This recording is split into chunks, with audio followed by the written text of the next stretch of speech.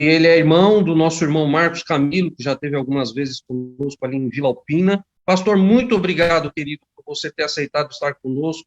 A igreja está enfrentando desafios grandes nesses dias. Que Deus te use poderosamente na transmissão da palavra. Deus te abençoe.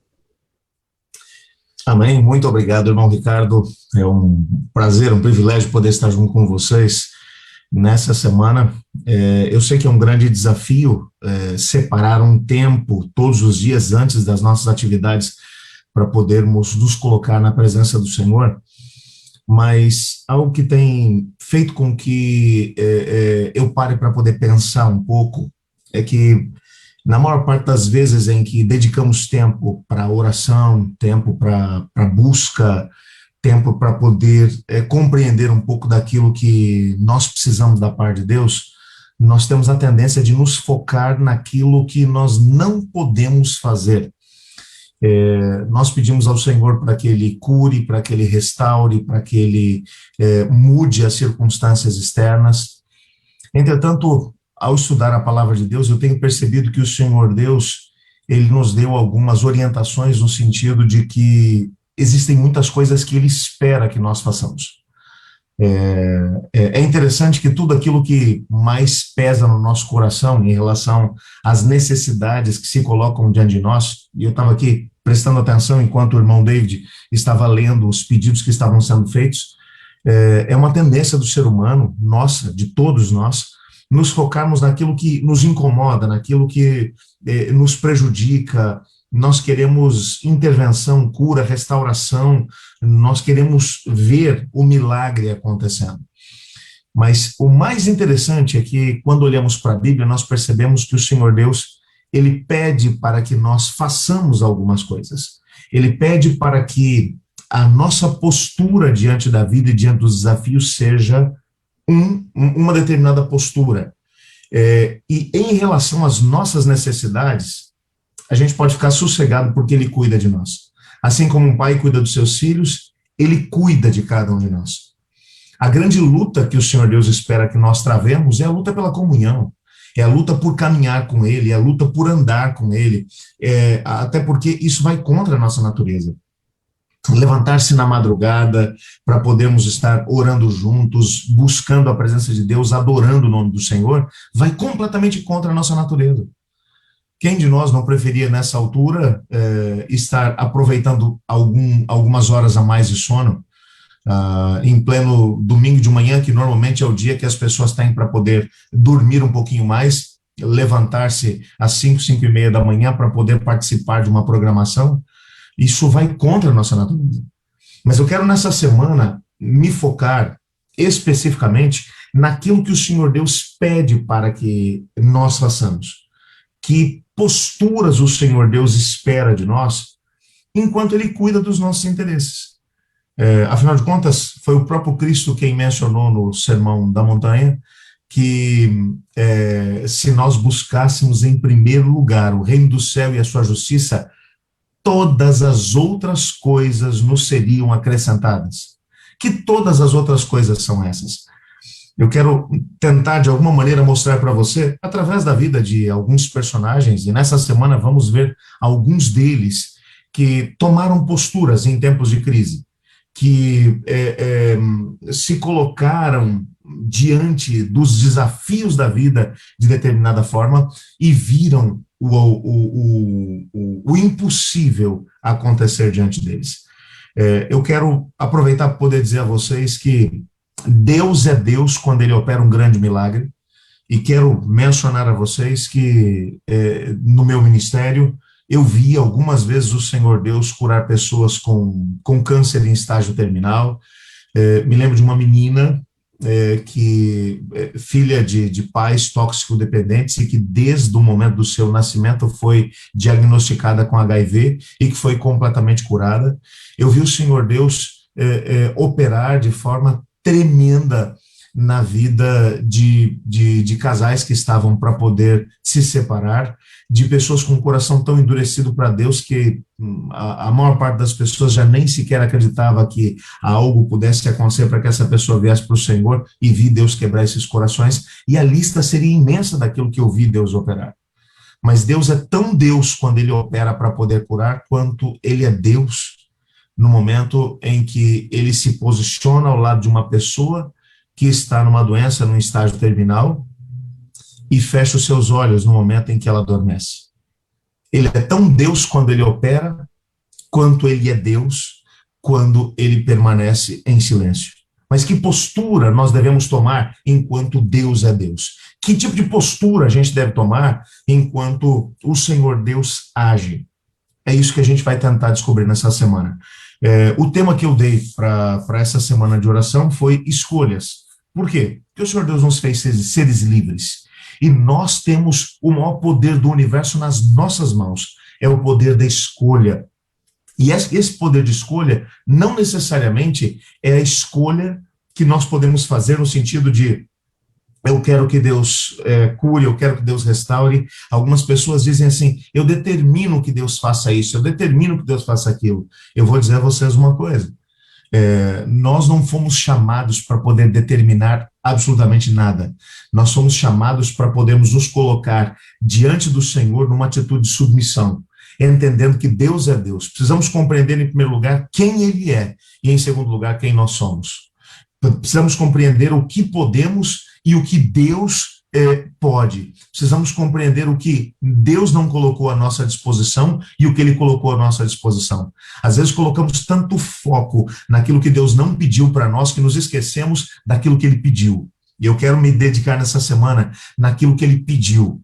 E eu creio 100% de que nessa semana nós veremos grandes coisas acontecerem na vida das pessoas que estão participando dessa semana e, ao mesmo tempo, daqueles que nós amamos e queremos que o Senhor Deus haja na história deles. Mas nós vamos ver isso acontecer enquanto nos submetemos à soberania de Deus, entendendo que Deus é Deus e entendendo que nós somos pobres pecadores, que temos uma visão tão limitada que não somos capazes de poder enxergar o que acontecerá conosco no próximo segundo, mas que quando nos colocamos à disposição de Deus, nós somos capazes de ver coisas extraordinárias acontecerem.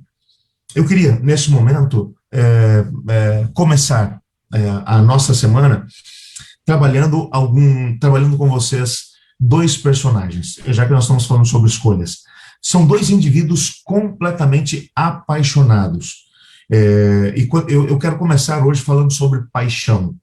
É isso mesmo que você ouviu, sobre paixão. Pessoas que veem circunstâncias complicadas sendo modificadas são pessoas apaixonadas. Todos nós somos apaixonados por alguém ou por alguma coisa.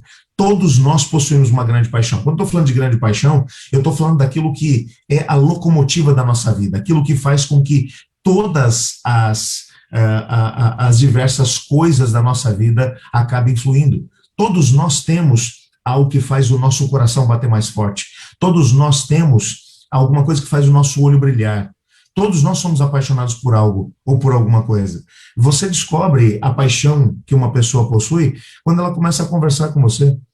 Na hora que você abre a boca, você não consegue esconder o que vai no seu coração, qual é a sua paixão. As coisas fluem. Nós encontramos muitas pessoas, por exemplo, apaixonadas por futebol. Gente que você para poder sentar e conversar, e depois de poucos momentos ele já começa a te falar sobre os diversos times de futebol, sobre os jogadores que foram trocados de time, etc. e tal. Gente apaixonada por carro, gente que sabe tudo que é modelo, marca, potência do motor, que carro é melhor para isso, para aquilo e para aquilo outro. Gente que é apaixonada por família, por crianças, por filhos. Gente que é apaixonada por...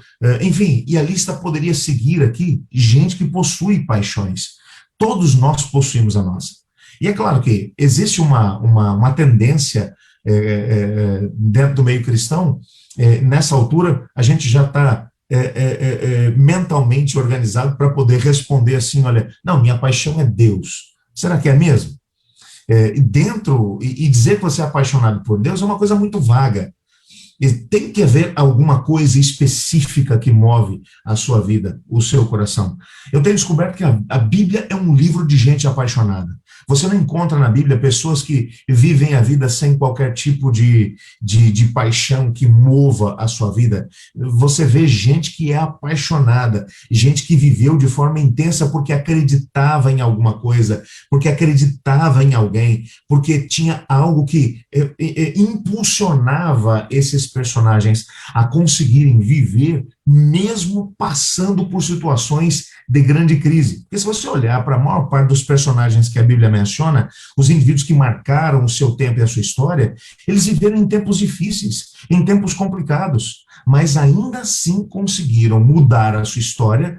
Por quê? Porque possuíam uma paixão que norteava a sua vida, porque possuíam algo que servia como norte. Apesar das circunstâncias estarem complicadas no momento em que viviam, eles olhavam para frente e diziam, não, mas é para lá que eu estou indo, essa é a minha paixão, eu vou seguir adiante, não vou desistir.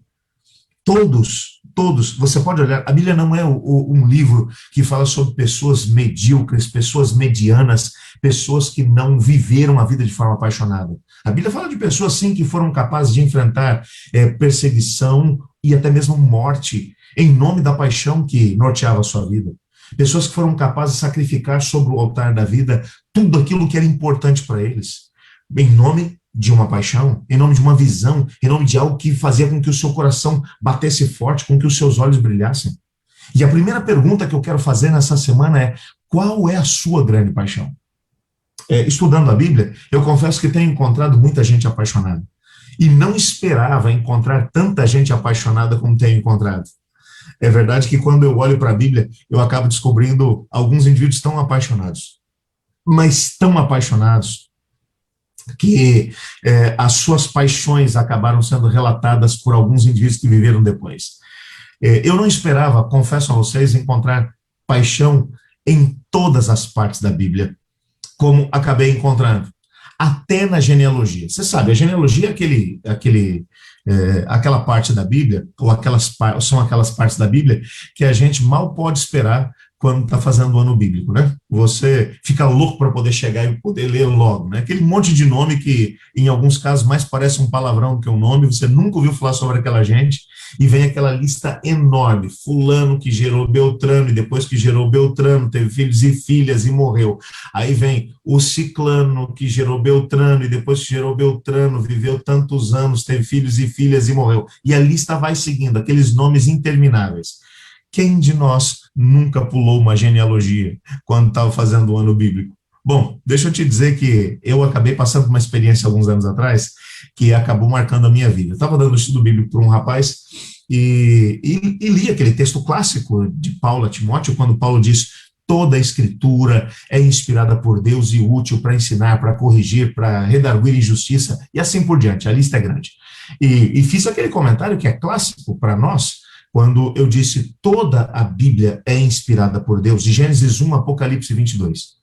E o rapaz, um indivíduo universitário, me perguntou assim: pastor, só quero saber uma coisa, toda a Bíblia realmente é inspirada por Deus? E eu digo, sim, toda ela. E ele me disse, até a genealogia? Eu confesso que eu me senti completamente quebrado com aquela pergunta. Por quê? Porque no meu momento de meditação naquela manhã, eu tinha pulado a genealogia, achando que não tinha nada a aprender com aquele trecho da Bíblia. E eu puxei toda a fé que eu não tinha dentro da minha vida para poder dizer, sim, toda a escritura é inspirada por Deus. Confesso, pode parecer uma coisa pequena para você, mas confesso que fui para casa completamente quebrado naquele dia. Eu disse, Senhor, eu não posso ser um hipócrita. E eu realmente não acredito que a genealogia sirva para alguma coisa. Mas vamos fazer uma coisa, Senhor. Se está na Bíblia, e o Senhor diz que toda a Bíblia é inspirada, então eu vou para a genealogia, eu vou estudar todas as genealogias da Bíblia. E confesso a vocês que eu gastei 6 meses estudando só as genealogias da Bíblia. E aprendi tanta coisa fantástica com as genealogias, que eu confesso que fui muito abençoado através delas. E hoje posso dizer, sem sombra de dúvida, que as genealogias são uma grande bênção, se a gente souber o que procurar nelas. E eu confesso que nas 2 primeiras genealogias, quando Moisés, escrevendo o livro de Gênesis, ele começou a mencionar os descendentes de Adão, e na segunda genealogia, os descendentes de Noé, ele encontrou alguns indivíduos tão apaixonados, que quando ele foi contar a história deles, ou simplesmente mencionar a genealogia, ele não pôde simplesmente dizer fulano gerou Beltrano, e depois que gerou Beltrano, viveu tantos anos, teve filhos e filhas e morreu. Ele teve que mencionar a paixão que esses indivíduos tiveram. E eu queria hoje olhar para você, para essas duas primeiras genealogias, estou falando especificamente de Gênesis 5 e de Gênesis 10, eu vou começar com Gênesis 10 agora, para a gente poder dar uma olhada nesses dois apaixonados. Para a mensagem de hoje, eu estou usando a nova versão transformadora da Bíblia, que é uma versão mais contemporânea, mas onde nós podemos encontrar uma versão que pode nos ajudar a entender um pouquinho melhor. Estou falando especificamente de Gênesis capítulo 10, versículo 8. Vamos ver aqui o primeiro apaixonado mostrado por Moisés. Na verdade, é o segundo, né? Porque o primeiro vai aparecer lá em Gênesis no capítulo 5, mas vamos ver primeiro Gênesis capítulo 10, a partir do verso 8. O texto diz assim: Cuxi também foi antepassado de Nimrod, o primeiro guerreiro valente na terra. Porque era o mais corajoso dos caçadores, seu nome deu origem ao provérbio. Esse homem é como Nimrod, o mais corajoso dos caçadores. Nimrod construiu seu reino na terra da Babilônia, fundando as cidades de Babel, Ereque, Acade e Calné. Expandiu seu território até a Síria, onde construiu as cidades de Nínive, Reobote e Ir, Calá, Rezém, a grande cidade entre Nínive e Calá. Só até aqui, por favor. Eu sei que nós já tivemos a possibilidade de poder orar anteriormente, mas como lemos agora o texto bíblico e queremos que a Bíblia fale conosco, eu quero te desafiar a mais uma vez fechar os seus olhos para podermos falar com Deus. Senhor Deus, a tua palavra é viva e eficaz. Ela é capaz de penetrar no nosso coração e conseguir transformar o nosso espírito de dentro para fora. Pedimos que nesse momento ela possa ser uma luz a iluminar o nosso caminho, no meio da escuridão na qual estamos vivendo. Fale conosco de forma tão clara que ao final dessa mensagem saibamos exatamente aquilo que o Senhor espera de nós. Pois em nome de Jesus que oramos. Amém. Bem, você precisa compreender esse texto. Esse texto está falando sobre o que acabou acontecendo depois de uma grande catástrofe que assolou a Terra. Estamos falando do dilúvio, que cobriu todas as montanhas mais altas do nosso planeta. Destruiu absolutamente tudo, animais, plantas, seres humanos, tudo. Foi um momento que o Senhor resetou a Terra. Um momento em que, como Gênesis capítulo 6 acabou por mencionar, todos os pensamentos do coração do ser humano eram maus continuamente. É interessante que quando nós olhamos para os problemas que afligiam a sociedade antediluviana, nós realmente chegamos à conclusão de que as situações eram muito complicadas. Quando lemos livros como Patriarcas e Profetas, História da Redenção, Spiritual Gifts, entre outros, onde Ellen White vai mencionar um pouco daquilo que era a sociedade pré-diluviana, nós descobrimos que essa era uma sociedade com muito conhecimento científico, uma sociedade que tinha muito conforto, que possuía muitos bens, mas usaram todo o conhecimento que eles tinham para o mal. Se tornaram pessoas egoístas, pessoas que viviam exclusivamente para si mesmos. E Deus foi colocado completamente de lado. De forma que, na descrição que o próprio Cristo fez dessa sociedade, ele disse: eles comiam, bebiam, casavam, davam-se em casamento, até o dia em que Noé entrou na arca, e não se aperceberam, até que o dilúvio veio e os levou a todos. Viviam uma vida tão agitada, num ritmo tão acelerado, que eles nem sequer se deram por conta do que estava acontecendo à sua volta. Não se aperceberam do tempo em que viviam, e aliás, eu quero aproveitar para poder dizer a você que a senhora White também nos disse que já faziam várias gerações, que alguns indivíduos haviam se levantado para poder pregar que um dilúvio aconteceria sobre a terra, que uma intervenção da parte de Deus aconteceria na terra, e que se as pessoas não se preparassem para ele, seriam apanhadas de surpresa. Pois bem, o dilúvio aconteceu. Agora, o Senhor Deus, depois de ter resetado a humanidade, ele recomeça o processo todo com Noé. Ellen White vai dizer para a gente que essa geração pós-dilúvio se estabeleceu próximo da cordilheira do Monte Arará.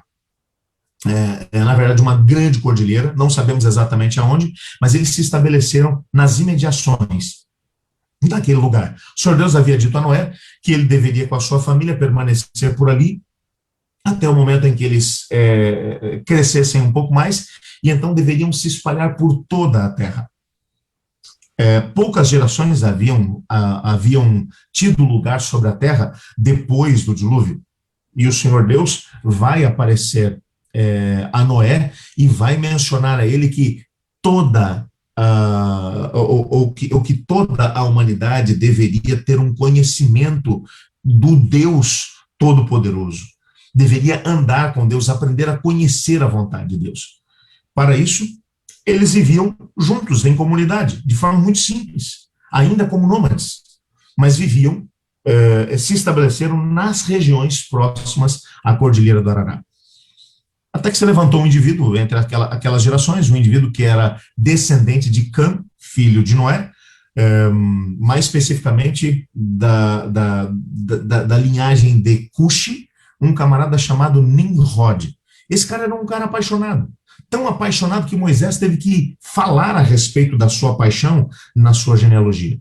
Ele vai mencionar que esse indivíduo tinha uma paixão. A paixão dele era, o seu desejo era se tornar um indivíduo poderoso. Ele queria dominar o mundo, só isso.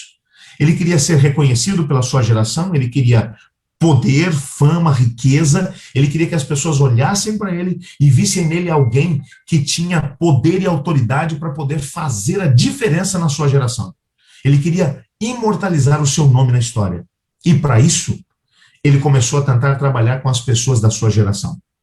Mas sempre que ele se levantava com a ideia de poder criar um império, de poder se tornar um indivíduo, um monarca, um rei, que tivesse domínio sobre as pessoas da sua geração, alguém se levantava, olhava para o Monte Arará e dizia assim: ô Nimrod, dá uma olhadinha lá para o alto daquela montanha, tá vendo? Aquela montanha lá em cima, aquele pontinho preto lá no alto da montanha é uma arca.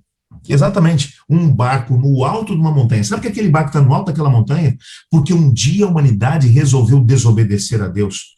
E por ter seguido um caminho de autodestruição, o Senhor Deus resetou a terra, o Senhor Deus recomeçou a história do nosso planeta. E o Senhor Deus diz que é para a gente poder ficar por aqui até se tornar um povo um pouquinho mais forte, depois a gente se espalhar por toda a terra. Não faz parte do plano de Deus que nesse momento estabeleçamos cidades e vivamos nelas. Esse foi o caminho que o Caim tomou logo depois que o pecado entrou no nosso planeta, e a situação não foi legal. Deus diz que esse não é o tempo, é para a gente viver de forma mais simples. E o fato é que o Nimrod não estava encontrando muito espaço para isso. Em suas peregrinações, porque ele era um grande caçador, ele encontrou uma grande planície na região de Sinear. Uma planície fértil, regada pelo rio Tigre, e ele olhou, e o rio Eufrates, ele olhou para aquela planície e disse: esse é o lugar. Se eu conseguir construir aqui uma cidade e conseguir agregar as pessoas em torno de um grande projeto, se eu conseguir tirar delas o receio de desobedecer a Deus, eu farei do meu nome um nome poderoso. As pessoas vão me reconhecer como o seu monarca, como o seu rei. E ele agora volta para as pessoas que estão vivendo de forma mais simples, junto com os descendentes diretos do Noé. E enquanto ele está olhando para aquela situação toda, enquanto ele está tentando conversar com as pessoas, alguém aparece, olha para ele e diz assim: dá uma olhada para aquele pontinho preto lá no alto daquela montanha, é uma arca. Sabe por que ela está lá no alto da montanha? E enquanto estava falando sobre aquilo que havia acontecido com o dilúvio por causa da desobediência das pessoas em relação ao que Deus havia determinado, o Nimrod, ele estabelece o seu projeto. Ele diz: deixa eu falar. É bem verdade que Deus enviou um dilúvio. Não dá para poder fugir dessa ideia. Mas eu vou dizer a vocês, se vocês forem comigo lá para a planície Sinear, nós vamos começar a construção dessa cidade, desse império, por uma torre. E essa torre, ela vai chegar até o céu. E se Deus ousar enviar um novo dilúvio, vocês vão entrar nessa torre junto comigo, e vocês vão escapar da fúria de Deus. Ou seja, se vocês estiverem comigo, eu salvo vocês de Deus. Vamos criar uma sociedade sem Deus, uma sociedade que não valorize os princípios de Deus, mas que valorize as realizações humanas. E sabe o que é mais interessante? É que as pessoas da sua geração olharam para Nimrod e disseram: Nimrod, você é o cara, nós estamos contigo. E se uniram a Nimrod e começaram um projeto arrojado, uma torre tremenda, uma torre em forma de zigurate, são pirâmides sobrepostas. A ideia era que essa torre alcançasse o céu, e no entorno dessa mesma torre eles começaram a construir uma cidade que acabou se tornando capital do primeiro império que foi estabelecido depois do dilúvio. Essa capital acabou se autodenominando Babilônia. A torre que eles construíram acabou sendo conhecida como Babel. Por quê? Porque no momento em que o Senhor Deus viu que aquela atitude iria trazer prejuízo para a humanidade, Deus desceu até a torre, até aquela cidade, confundiu as línguas e espalhou as pessoas. Ainda assim, o Nimrod conseguiu estabelecer o seu primeiro império. Ele estabeleceu Babilônia, Erech, Acade, Calné, todas essas cidades que faziam parte do Império Babilônico. Na sequência, ele partiu mais para o norte e foi para a região da Assíria, aonde fundou cidades como Nínive, Reobote-ir, Calá, Rezém, todas grandes cidades que fizeram com que o Império Assírio se tornasse muito famoso. Os dois impérios fundados pelo mesmo indivíduo, dois impérios com uma mesma característica, ambos impérios extremamente sanguinários e violentos. E eu quero dizer a você uma coisa: Nimrod fez o seu nome poderoso. E o que ele queria, o que era a sua paixão, ele conseguiu alcançar. Ele alcançou fama, riqueza, poder, ele fez o seu nome imortalizado na história. Mas eu quero dizer a você que Nimrod morreu. E junto com ele, a geração que se uniu a ele com a mesma paixão. Os dois impérios que ele construiu desapareceram. Estão perdidos nas areias do norte do Iraque. A primeira capital que ele construiu, Babilônia, não passa de um amontoado de pedras, de rochas, misturado com areia, a 300 quilômetros de Bagdá, ao norte. Durante a Guerra do Golfo, os americanos mandaram um míssil, mas erraram um pouco nos cálculos. O míssil caiu só 300 quilômetros para o norte, bem próximo das ruínas de Babilônia. Destruiu uma parte das ruínas. Mas o que sobrou do império de Nimrod foi apenas as ruínas da cidade de Babilônia e as ruínas da cidade de Nínive. As demais cidades que foram mencionadas aí por Moisés dentro do seu livro ficaram perdidas nas areias do tempo. Nimrod conseguiu estabelecer um império, que era o que ele queria, mas tudo isso se perdeu, passou. Então, eu quero que você compreenda que você é livre para poder estabelecer planos, projetos, paixões que dizem respeito a essa vida. Você pode fazer isso. É um direito seu. E não necessariamente tudo isso vai dar errado. Aliás, eu vou falar um pouco mais sobre isso amanhã. E você já reparou que muita gente tem vivido com o seu coração firmemente arraigado nesse mundo e nas coisas desse mundo? E às vezes não é nem por maldade. O inimigo conseguiu imprimir um ritmo tão acelerado para a gente nesse mundo e nessa geração, que a gente não tem tempo mais para poder parar e pensar em algumas coisas que são realmente importantes na perspectiva de Deus. Já reparou nisso? Nós levantamos muito cedo de manhã, vamos dormir muito tarde, depois que o sol já se pôs há muito tempo. Nós quase não temos tempo para a família, quase não temos tempo para os amigos, quase não temos tempo para poder meditar, orar, estudar a palavra de Deus. Quase não temos tempo. Para podermos encontrar tempo, para podermos ter uma semana especial em que nós vamos gastar um tempinho a mais na presença de Deus, nós temos que fazer às 5:30 da manhã, porque nós não temos agenda mais. Você está entendendo o que está acontecendo aqui? A nossa sociedade é uma sociedade igualzinha à sociedade que o Nimrod criou. Uma sociedade centrada no ser humano e nas suas realizações. E a gente está vivendo um tempo extremamente complicado, um tempo de uma pandemia. Na sexta-feira, 2.590 pessoas morreram de Covid-19. E as grandes discussões que estão sendo feitas nesse momento é se nós devemos continuar trabalhando ou não. Eu não vou entrar nos méritos da questão aqui, ok? Eu só estou dizendo a vocês que a grande preocupação da nossa sociedade como um todo, não estou falando apenas da sociedade brasileira, estou falando do mundo, é se nós vamos continuar correndo atrás do vil metal ou se vamos cuidar da nossa saúde. Você percebe que a própria discussão a respeito disso é uma discussão ilógica, num tempo realmente complicado. Eu não estou dizendo com isso que a gente não precisa ganhar vida, não é isso que eu estou dizendo. Eu estou dizendo para você que a nossa sociedade está formatada de uma tal maneira que a coisa mais importante não é a vida das pessoas, é o ganho do vil metal. É exatamente a busca por riquezas, por poder, por recursos. E eu não estou dizendo que a gente não precisa disso, que sem recursos a gente não consegue comer, não consegue pagar as contas. Eu não estou aqui entrando nos méritos da questão, eu estou dizendo que a nossa sociedade foi formatada em cima da base daquilo que o Nimrod construiu. E tem muita gente perdendo o sono por causa de problemas financeiros. Se você dá uma olhada, na maior parte dos pedidos que são feitos, você vai encontrar muitos deles falando de problemas financeiros. Porque o Nimrod criou um novo jeito de poder viver. Um jeito de viver a vida em busca de dinheiro, de riquezas. E quando falo de riqueza, eu não estou falando simplesmente de alguém que pretende ser podre de rico. Não, estou falando de gente que simplesmente escolheu viver para poder conseguir o vil metal. E vive para isso. Desde que acorda até o momento que vai dormir, só pensa em pagar contas, em conseguir alcançar o melhor carro, melhor casa. Nada disso está errado. Eu estou dizendo aqui, errado está em colocar isso como a grande prioridade da vida, como a paixão da nossa vida. O Nimrod fez isso. E ele passou juntamente com a sua paixão. E se não fosse por Moisés colocar o nome dele na genealogia, nós nem saberíamos quem foi o Nimrod. O seu sonho passou e a sua paixão passou. Virou um amontoado de pedra e, ao mesmo tempo, perdido nas areias do tempo. Não tenho mais tempo para falar sobre isso. Nos últimos 6 minutos que eu tenho, eu quero falar um pouquinho com você sobre o outro apaixonado.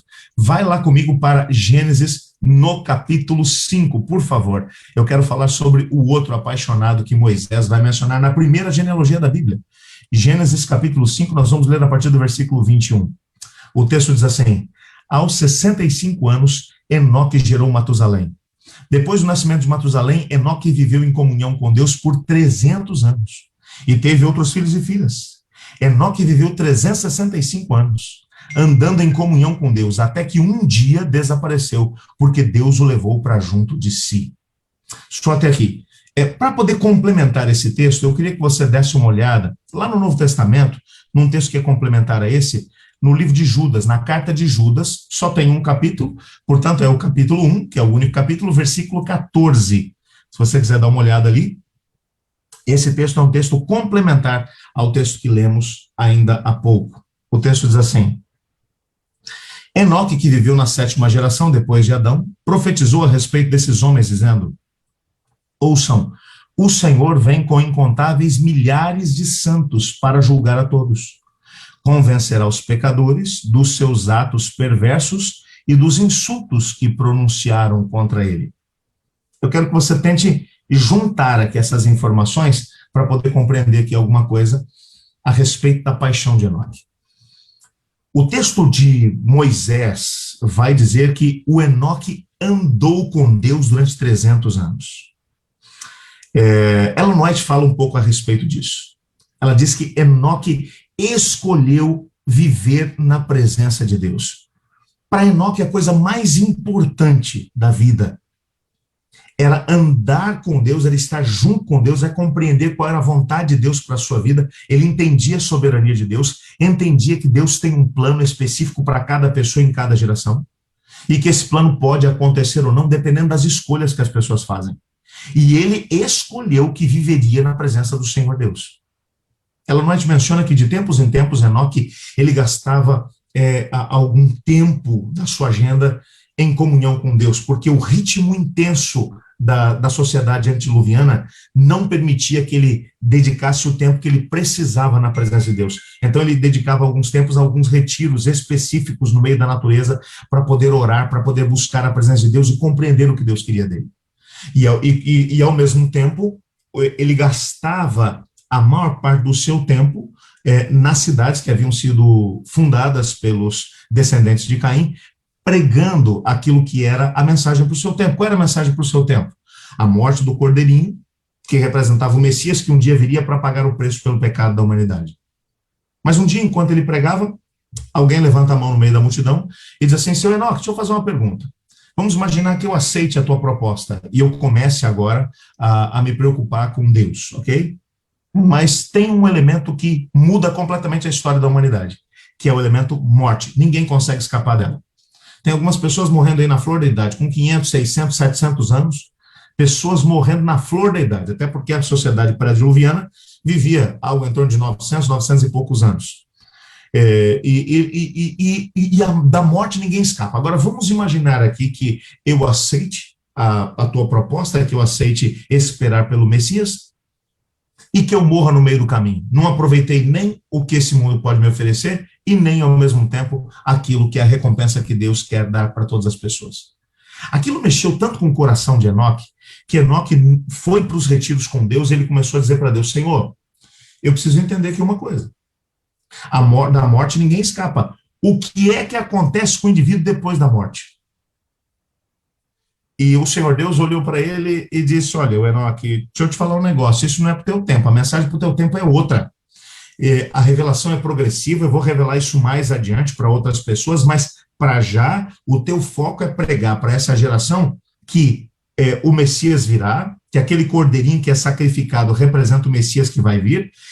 Dentro de algumas gerações, um dilúvio vai acontecer. Enoque foi o primeiro a pregar sobre o dilúvio que viria sobre a terra, algumas gerações à frente. Essa é a tua mensagem.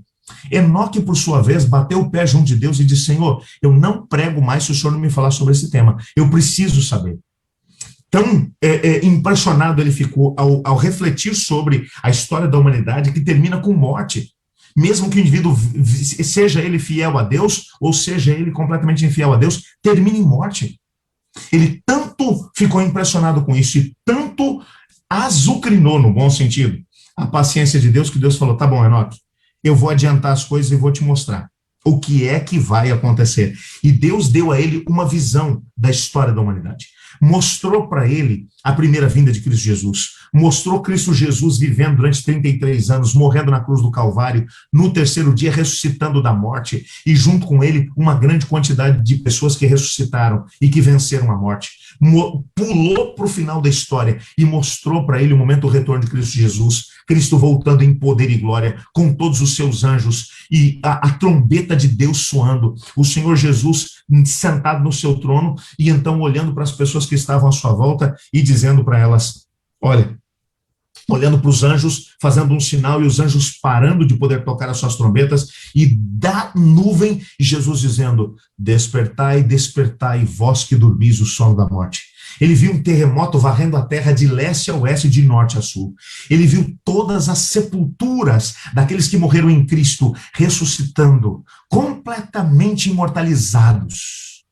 E quando ele viu isso, e viu os anjos de Deus se posicionando ao lado dessas sepulturas, olhando para aqueles que haviam dormido o sono da morte, e dizendo a eles: vamos para a nuvem, e vendo aqueles que estariam vivos por ocasião do retorno de Jesus, recebendo um anjo exatamente ao seu lado, sendo transformados num momento, num abrir e fechar de olhos, e o anjo dizendo: vamos para a nuvem, e então os ressuscitados, juntamente com os vivos transformados, sendo levados para a nuvem, para o encontro do Senhor nos ares.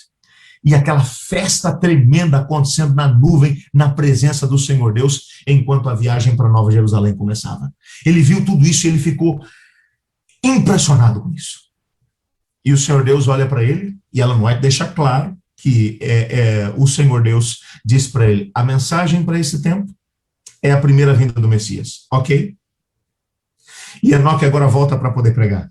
E ele começa a dizer para as pessoas da sua geração: o Messias virá como um ser humano, ele virá, ele vai viver, ele vai morrer por nós, ele vai ressuscitar por nós, mas a melhor coisa que vai acontecer é que ele vai vir uma segunda vez. E Enoque foi o primeiro indivíduo da história a pregar sobre a segunda vinda de Cristo. Ele se tornou um apaixonado pela segunda vinda de Cristo. Se você prestou atenção na leitura do texto, de Judas, no versículo 14, Judas menciona claramente que Enoque era um apaixonado pela segunda vinda. Ele pregou sobre ela, porque ele diz de forma clara, Enoque, o sétimo depois de Adão, foi o primeiro a pregar que o Senhor viria com milhares e milhares dos seus santos. Quando é que ele vem com milhares e milhares dos seus santos para poder julgar as pessoas? Por ocasião da segunda vinda. E ele pregou a respeito disso. Ele se apaixonou pela segunda vinda de Cristo, viveu de forma tão apaixonada por 300 anos.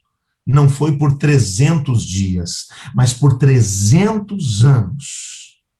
Tão apaixonado que o Senhor Jesus olhou para ele e disse: eu não vou deixar esse cara morrer.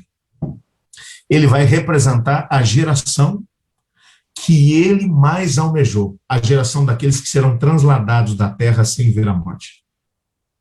E o Senhor Deus o levou para o céu, o arrebatou para o céu, sem ver a morte. Eu não sei se você já parou para poder pensar nisso, mas Enoque foi o primeiro morador da Nova Jerusalém. No livro Primeiros Escritos, a senhora White tem uma visão. Bom, o meu tempo acabou, mas eu vou pedir a vocês que vocês tenham um pouquinho de paciência comigo, aproveitar que hoje é domingo, me deem mais 5 minutos para eu poder terminar aqui as minhas reflexões, tá bem? Ellen White vai mencionar que Enoque... Ok, obrigado, Ricardo. Ellen White vai mencionar que Enoque, o sétimo depois de Adão, em uma determinada visão que ela teve, ela viu Enoque num planeta que possuía 7 luas. Ela viu um indivíduo que era um ser humano, parecia ter vivido já bastante tempo, ela o descreve com uma barba bem comprida, mas ao mesmo tempo com o vigor da juventude no seu rosto. Ela olhou para o anjo e perguntou para o anjo: quem é aquele cara? E o anjo disse para ela: aquele é o Enoque, o sétimo depois de Adão. E ela pediu: deixa eu falar com ele um pouquinho, por favor. E o anjo disse: vai em frente. E ela chegou para Enoque e perguntou: seu Enoque, o senhor mora aqui? Que planeta lindo, que seres maravilhosos que vivem nele. E Enoque disse: morar aqui? Não, eu só estou passeando por aqui. A minha casa é na cidade, na Nova Jerusalém. Sabe, eu não sei se você parou para poder pensar, mas ele se tornou o primeiro morador da Nova Jerusalém. Eu não sei quanto a você, mas eu estou fazendo planos de poder viver também na mesma cidade, na Nova Jerusalém. A Bíblia vai mencionar alguns indivíduos que fizeram da Nova Jerusalém a razão da sua peregrinação aqui na Terra. A carta aos Hebreus, por exemplo, no capítulo 11, fala a respeito de Abrão, que peregrinou na sua geração, passou por uma série de problemas, é bem verdade, mas a carta aos Hebreus vai dizer que ele peregrinou como um indivíduo que não tinha um destino fixo, mas os seus olhos estavam na cidade cujo fundador e arquiteto foi ninguém menos do que o próprio Deus. Ele viveu e encarou os desafios dessa vida porque o coração dele estava na Nova Jerusalém. A paixão do Abrão, assim como a paixão de Enoque, foram pela segunda vinda de Cristo Jesus, pela recompensa que ele tem para a gente. Um mundo completamente transformado. Amigão, não sei quanto a você. Esse mundo, por melhores coisas que possa ter, o mundo com Covid-19, o mundo onde a gente perde pessoas que nós amamos. No começo dessa pandemia, antes que os números começassem a ser registrados, eu perdi meu pai. Eu trabalhava na Associação Sul Paranaense como departamental de jovens, bravadores, aventureiros, comunicação, música. Pedi para poder vir para cá, para São Paulo, para poder cuidar do meu pai. Durante 2 anos eu pude cuidar dele. Não me arrependo de ter tomado a decisão.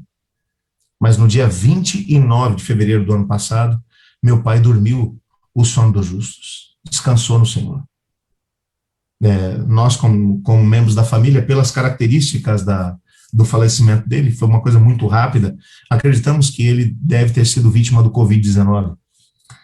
Mas não entrou nas estatísticas. Mas perdemos o nosso pai, o patriarca da nossa família.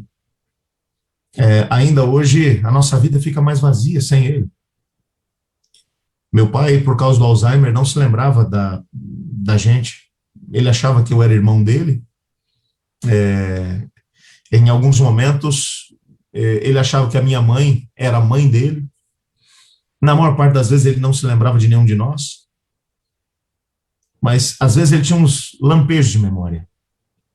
Eu me lembro que uma das últimas conversas que eu tive com ele não lembrava mais meu nome, ele não lembrava o nome dele, não se lembrava quem era minha mãe, nem o meu irmão, mas uma das últimas conversas que a gente teve, ele falou para mim assim: sabe, Jesus está voltando. Não tenho a mínima dúvida a respeito disso. Ele está voltando. A gente tem que se preparar para isso. E na terra renovada, lá sim, a gente vai poder ser feliz de verdade. Então, vive essa vida como quem está esperando pela próxima. Daí eu perguntei para ele: você sabe quem sou eu? Ele falou assim: não faço ideia, mas guarda o que eu te falei. Vive essa vida esperando pela próxima. Jesus está voltando. Meu pai não se lembrava do nome dele. Meu pai não se lembrava do meu nome. Não se lembrava quem era eu. Mas não se esqueceu da segunda vinda de Cristo. Desde que ele se entregou a Cristo Jesus, meu pai se dedicou a plantar igrejas. Ele plantou 13 igrejas. 13 igrejas. Meu pai tinha até o 3º ano primário. Ele viveu a vida para poder pregar o evangelho. E eu quero dizer a você, se tem uma coisa que ele deixou como herança para a gente, foi a paixão pela vinda de Jesus. Enquanto minha esposa e eu fomos missionários em Portugal, nós perdemos nossa primeira filha, nossa pequena Vitória. Foi uma das coisas mais difíceis da nossa vida, quando nós tivemos que enterrar nossa menina no campo missionário. Só minha esposa e eu, nenhum dos nossos familiares conosco. Uma das coisas mais difíceis que nós tivemos que fazer. Eu tenho pressa de poder ver Jesus voltar. Enoque foi um apaixonado pela segunda vinda de Cristo. E por isso Cristo o levou para poder viver com ele no céu. O primeiro morador da Nova Jerusalém. Se tem uma coisa que eu detesto, é fila. E apesar de querer viver na Nova Jerusalém, eu imagino a fila que vai ter para poder encontrar gente embaixo da árvore da vida. Então por isso eu não marco encontro lá. Não marco encontro lá. Aquilo vai estar uma fila, uma muvuca de gente. Eu vou esperar baixar a fila um pouquinho. Se tem alguém que eu quero encontrar na Nova Jerusalém, é Jesus. Mas, ao mesmo tempo, eu só imagino a quantidade de gente para poder querer ver Jesus logo de chegada. Eu sou do tipo de pessoa que espera a fila baixar. Eu quero chegar na Nova Jerusalém, eu vou dizer para Jesus assim: Jesus, te amo! Assim que baixar a fila, eu volto. Eu quero conversar com o senhor assim com calma. Tem uns negócios que eu preciso acertar com o senhor. Uns troços que eu não entendi lá embaixo que eu preciso entender com o senhor. Mas com o tempo, nós temos a eternidade. Vou perguntar para o primeiro anjo que tiver na Nova Jerusalém. Falei assim: onde é que mora aqui o seu Enoque? Vou chegar com a maior cara larga na frente da casa dele, bater na porta e vou dizer assim: seu Enoque, o senhor não me conhece, mas eu te conheço, eu sou Samuel Camilo. Aliás, lá eu vou ter outro nome, eu não sei qual vai ser o nome que eu vou ter lá, mas vou me apresentar para ele e vou dizer para ele o seguinte: o que tem de bonito para a gente conhecer nesse universo? Sabe por quê? Porque ele sabe o que tem de bonito nesse universo para conhecer, porque ele foi o primeiro morador da Nova Jerusalém, porque a paixão dele o levou a viver com Cristo na Nova Jerusalém. E então, apesar do Nimrod, um cara apaixonado que viveu poucas gerações depois dele, ter se tornado areia, o sonho dele virou areia. O Enoque, o sonho dele continua reluzindo, porque foi um sonho estabelecido em cima do sonho de Deus para nós. A pergunta que eu quero te fazer hoje é: qual é a sua grande paixão? O que é que faz seu coração bater mais rápido? Sabe, às vezes a gente coloca como prioridade da nossa vida pedir a Deus uma cura, uma restauração, a resolução de um problema financeiro. Para que você quer tudo isso? Você viver um pouquinho mais aqui, é isso? Para você viver um pouquinho melhor aqui, é isso? Aonde é que está teu coração hoje? Teu coração está aqui ou está na Nova Jerusalém? Enoque viveu aqui e viveu intensamente aqui, mas com o coração alicerçado na Nova Jerusalém. Eu queria hoje poder dizer para o Senhor: Senhor, coloca meu coração no lugar certo. Eu quero ser um apaixonado pela segunda vinda de Cristo e viver como quem é apaixonado por isso. Então, se eu viver, Senhor, eu quero viver para Ti. Mas se eu morrer, quero morrer para Ti. Porque não importa, quer eu viva ou eu morra, eu quero ter a certeza de que eu sou do Senhor. Eu queria orar nesse momento, mas antes de fazer essa oração, eu quero fazer uma pergunta para você que está me assistindo aí agora. Qual é a sua grande paixão?